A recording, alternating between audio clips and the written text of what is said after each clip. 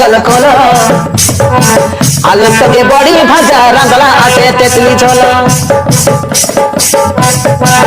आलू सगे बड़ी भाजा रांधला आटे तेतली झोल खाइले खाई ती भेजरी झोल 160 लगा किलो खाइले खाई ती टमाटर झोल 160 लगा किलो आलू सगे बड़ी भाजा रांधला आटे तेतली झोल साग महिला बेले नमरी संगे भेजरी चटनी बाटी खाई सुंदर खाई तेरे ली चटनी के चाटी चाटी साग महिला बेले नमरी संगे भेजरी चटनी बाटी खाई सुंदर खाई तेरे ली चटनी के चाटी चाटी टमाटर बोले खाई तेरे ली दिन के पकलो हे भेजरी झोल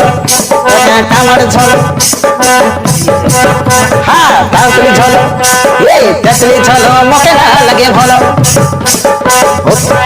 उठले बसले खाइबा बेले माइजी संगे कल करो आलू संगे बड़ी भाजा रांधला आटे तेतली झोल आलू संगे बड़ी भाजा रांधला आटे तेतली झोल